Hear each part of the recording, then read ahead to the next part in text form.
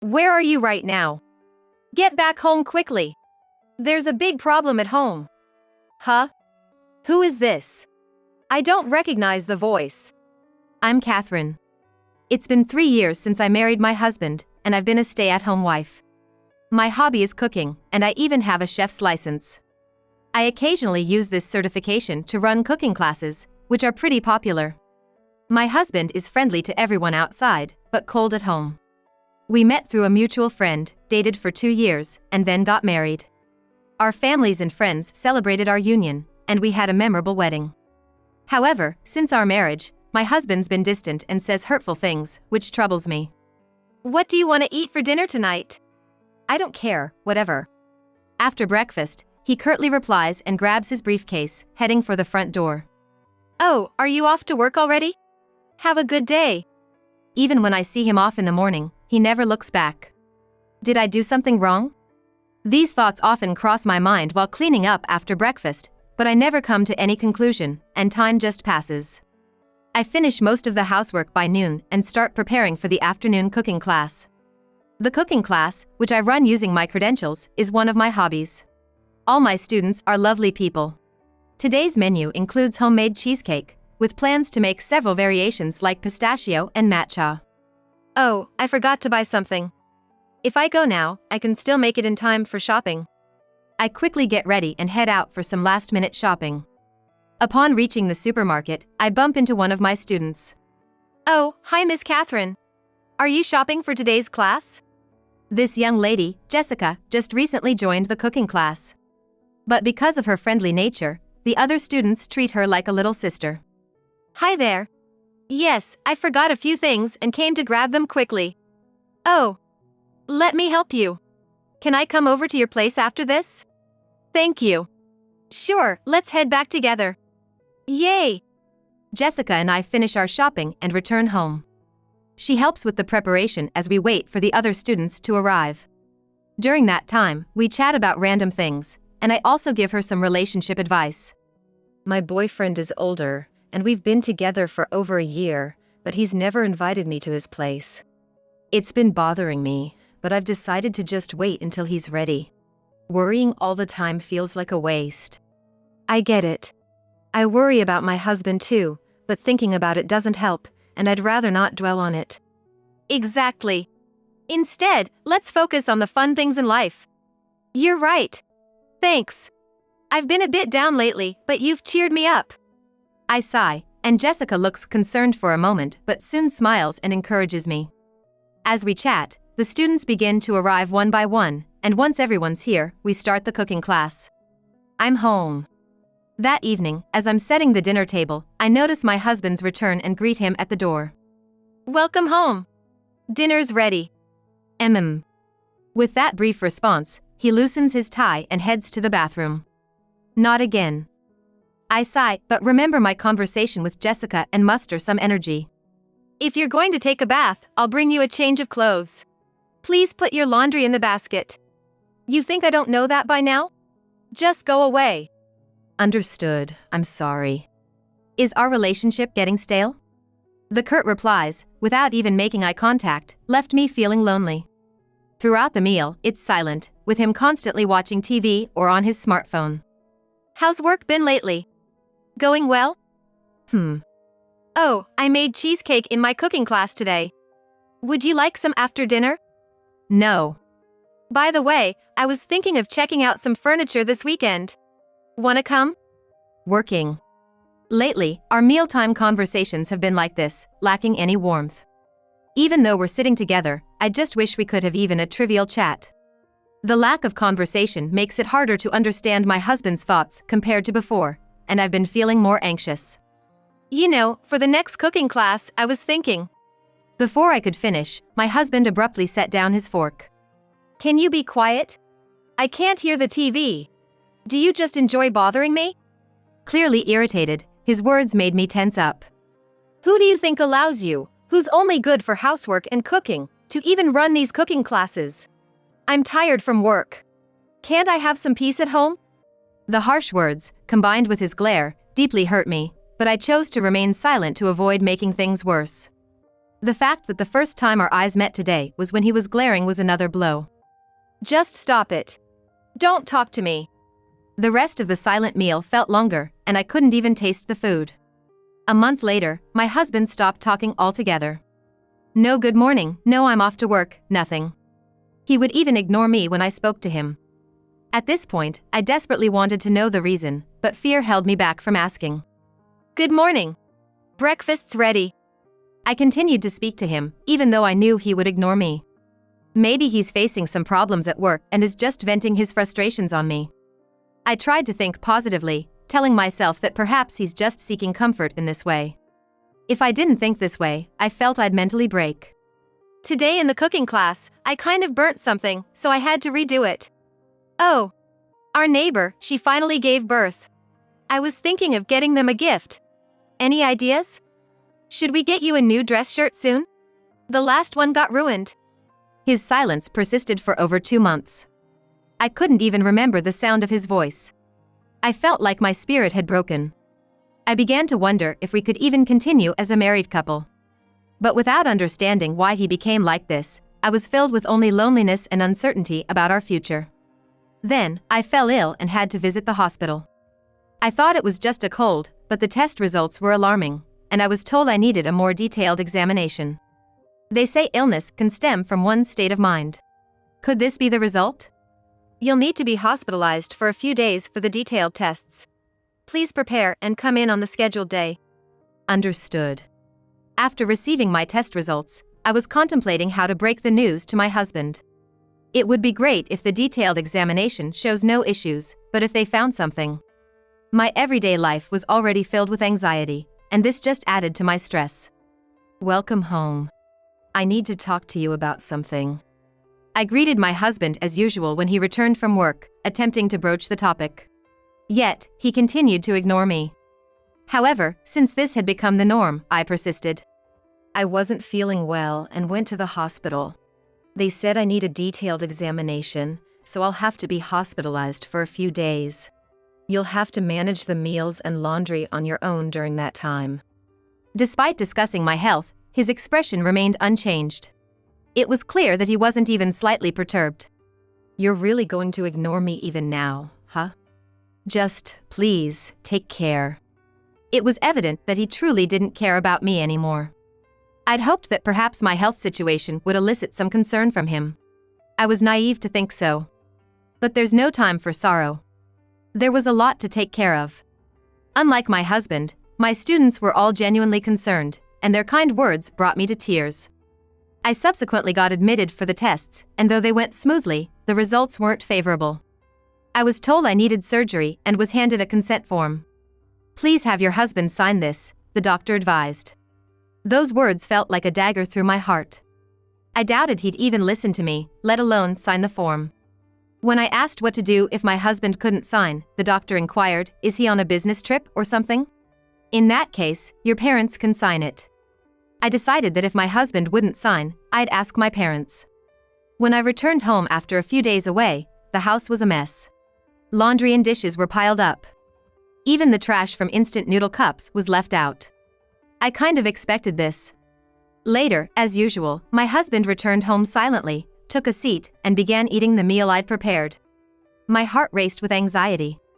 Welcome home. I was discharged today. It must have been hard without me, I'm sorry. You know, I've been told I need surgery. They've given me a consent form and I need your signature. Could you sign it? After dinner, I'll leave it here on the table. Unsurprisingly, he continued to ignore me. Even after hearing that his wife needed surgery, he showed no signs of concern. Frustrated, I decided to directly confront him about his behavior. Why are you ignoring me? Did I do something wrong?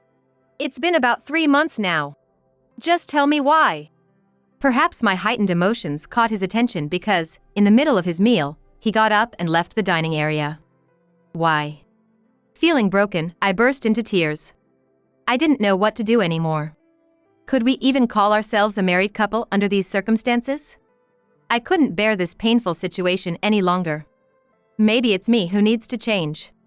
I tried to shift my focus to stay positive and eventually drifted to sleep.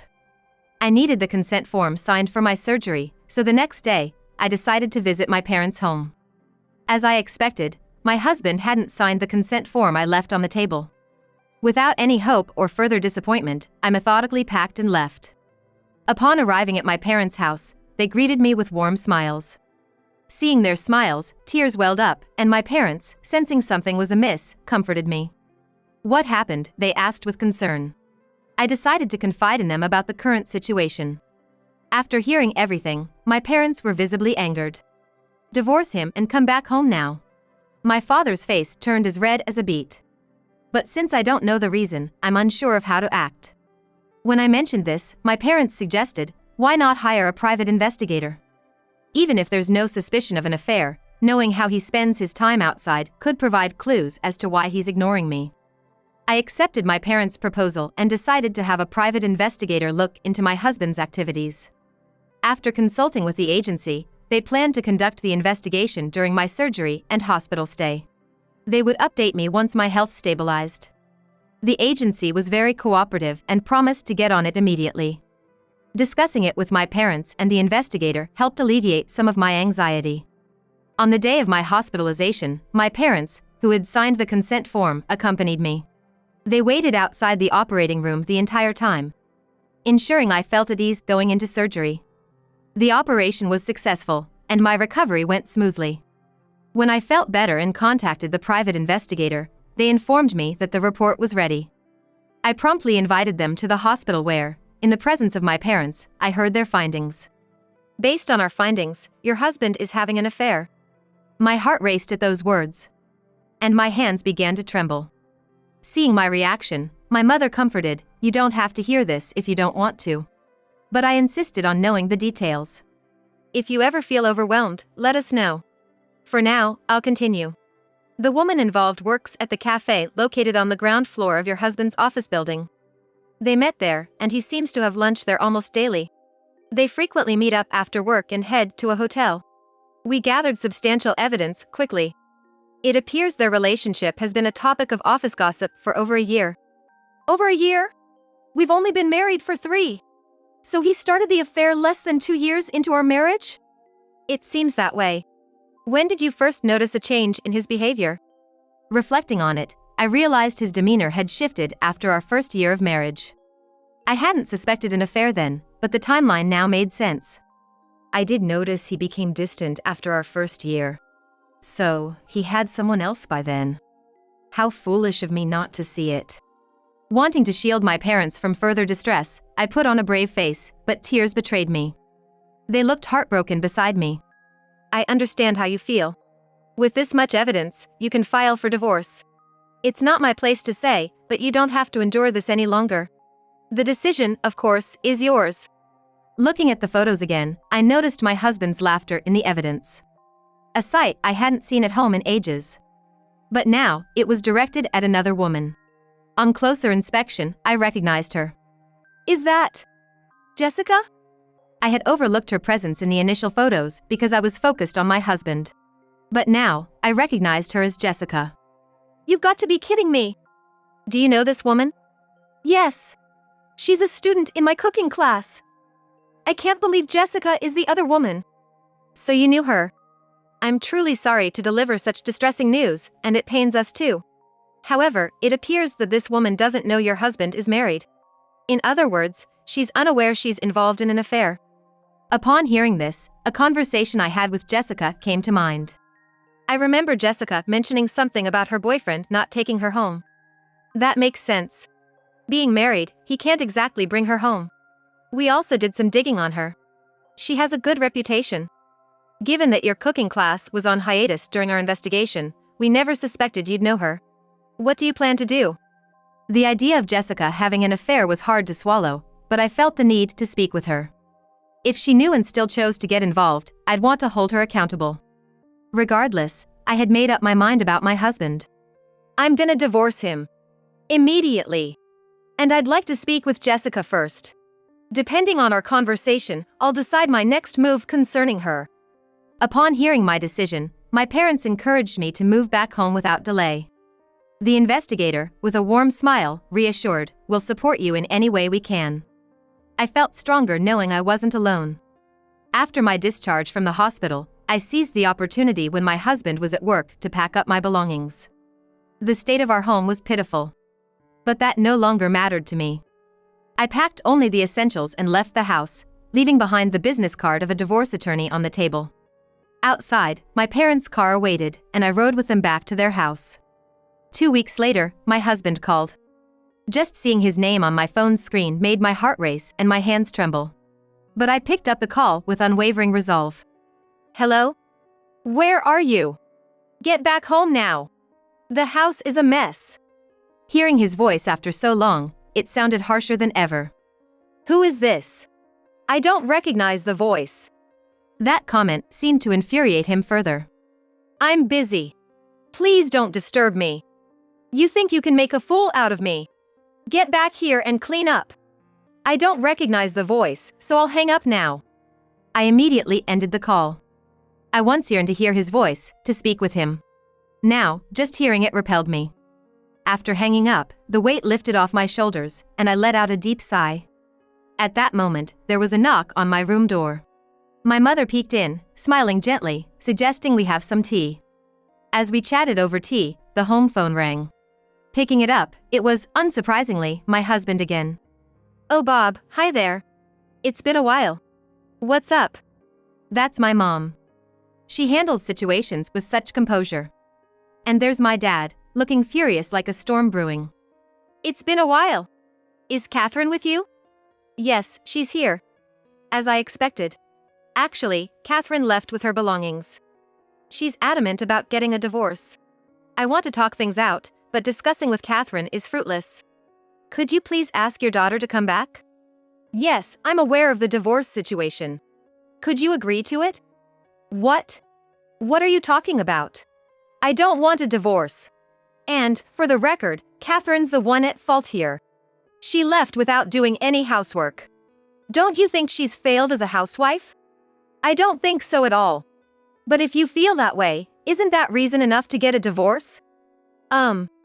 If she just takes care of the house, I'd be willing to give her another chance. You've really lost your morals, haven't you? Excuse me? From what I gather, you just want someone to do the chores, right? Why not hire a maid? Plus, not signing the surgery consent, not visiting during surgery or her stay at the hospital. What's your deal? Not supporting your wife during hard times makes you less of a man and more of a monster. Well, I've been swamped with work. That's not it, is it? You found it bothersome, right? And now, with the house in a mess since there's no one to clean, you're searching for Catherine? She's not your maid, you know. Get it together. Hey, you piece of work, I'm surprised you even dared to call. What? Letting my daughter marry you was the biggest mistake of my life. What do you think you're doing to someone's daughter? Agree to the divorce now. Don't you dare come near my daughter ever again. Got it? My father, unable to hold back his anger any longer, snatched the phone from my mother and gave him a piece of his mind. Then, with a slam that made me think the phone might break, he hung up. Dad, be careful. You'll break the phone. Sorry. I got carried away. Witnessing my parents' exchange, I couldn't help but chuckle. My husband called several times after that. His name on the screen now only evoked disgust. Hello? Hey, it's me. When are you coming back? Did he forget our conversation? He acted as if nothing happened. Who is this? Stop playing games. I reached out for a reason. Didn't you want to talk to me? I don't recognize your voice. And I don't intend to talk to someone like that. Acting high and mighty now, are you? If you come back now, I might consider talking. Hurry up and clean up. It became clear with his comments. He surely looked down on me. More than a wife, he sees me as a maid. No, I'm fine without the conversation. Enough of your nonsense. How much more trouble do you plan on causing? If you keep this up, I'll really divorce you. Got it? You've always been dependent on me, so I doubt you can manage. I'm glad you're willing to consent to the divorce. I realized then that I could no longer harbor any affection for my husband. I wanted the divorce finalized soon. That's it, huh? You've finally lost it. You can't survive without me. Why on earth did I marry someone like this?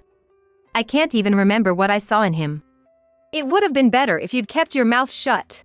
If that's all you can say, maybe you should just sew it shut, huh? Well, goodbye. I felt this would drag on for a while. Today, I was set to talk with Jessica.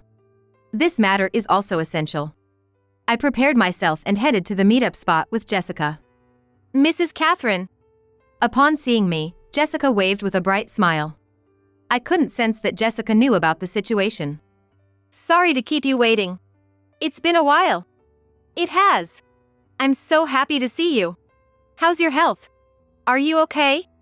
Since our last cooking class, concerned Jessica inquired about my well-being. Thank you. I'm much better. I will need regular doctor visits though. I'm glad you're better. But please take care. So, you mentioned wanting to talk about something. What's up? We decided to settle in a cafe and order drinks. Then, I broached the main topic. Jessica, you told me about your boyfriend before. Is his name by any chance Bob? Upon hearing this, Jessica looked shocked. Yes. How did you know Bob? Jessica's eyes widened in surprise. Well, he's my husband. When I said that, Jessica seemed frozen in place. There was a palpable tension in the air, and I noticed Jessica's hand, holding her drink, trembling slightly. What? Bob? Your husband? Bob is... Jessica seemed utterly taken aback. From her reaction, it was clear she hadn't known. I guess you really didn't know. I only found out recently that my husband was cheating on me.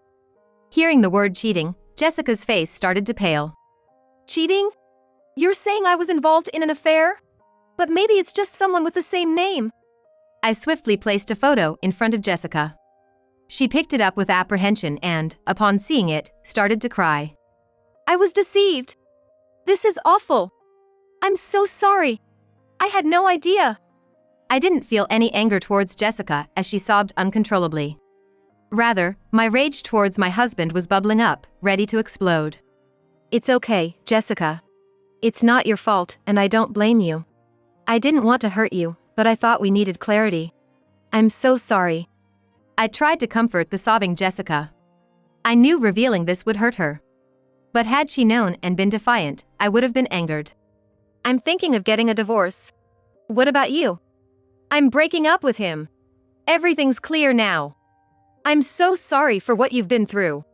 Even though I didn't know, I can't imagine how hard it was for you.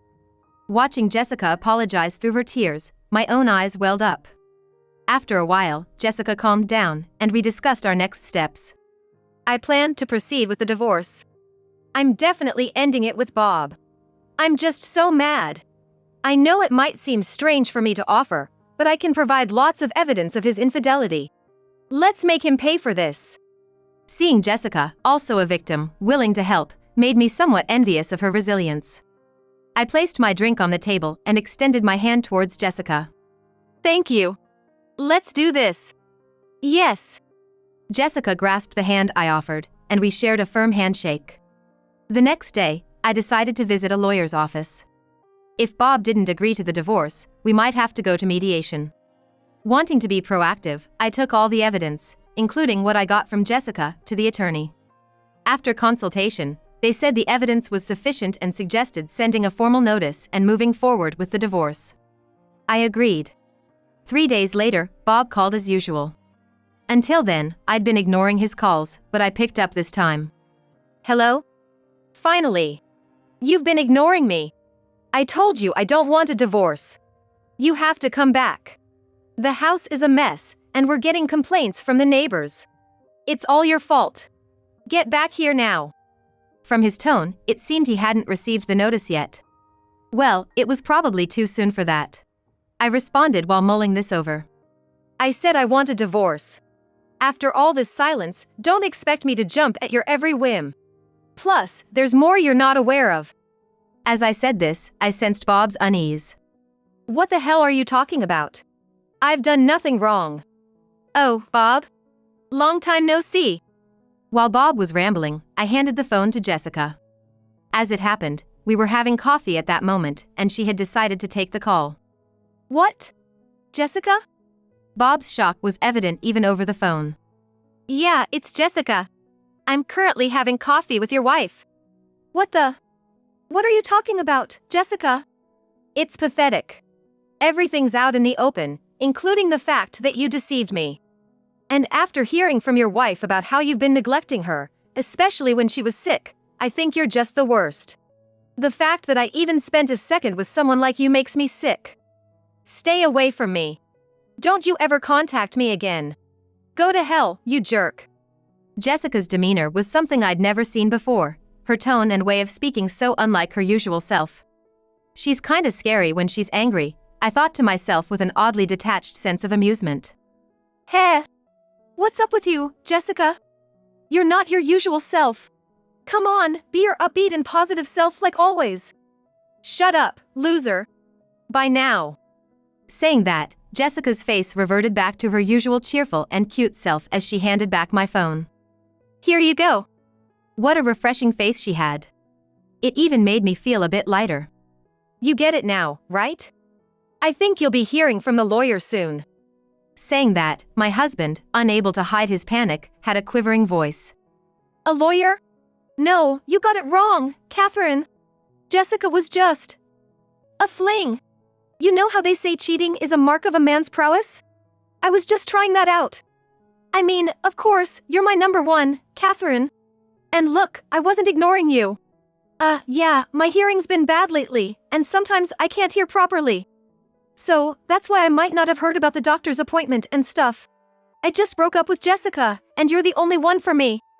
The more he spoke, the more disgusting he sounded. His voice was mixed with panic, and he even used an overly familiar tone with me. His lame excuses almost made me hang up. Do you know what prowess means? It means the energy and resilience to see things through and a dependable character. So, in other words, someone like you, who doesn't have a shred of prowess, has no right to cheat. Well, I think anyone who cheats lacks prowess anyway. Oh, and don't contact me directly anymore.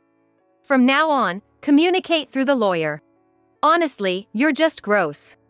I don't want anything to do with you anymore. Goodbye. Wait. I'm sorry. I apologize. I won't ignore you anymore, and I won't cheat anymore. I didn't really pay attention to his continued pleas since I had conveyed what I needed to. So, I hung up. There was no need to engage with him anymore. Looking over at Jessica, she was laughing out loud. That felt good, didn't it? Yes. And from now on, just call me Catherine. We're friends now, right? Hearing that, Jessica's eyes became watery. Catherine, I'm so sorry for everything. I adore you. While the whole thing with that jerk is a dark chapter in my life, I'm grateful that it brought me closer to you. She hugged me, and I realized that to me, she was like a beloved younger sister. When I got home and informed my parents about the situation, both seemed relieved. I apologized for causing them concern, but they told me it's natural to worry about family. Afterward, when the formal notice from the lawyer reached my husband, he had no choice but to reluctantly agree to the divorce.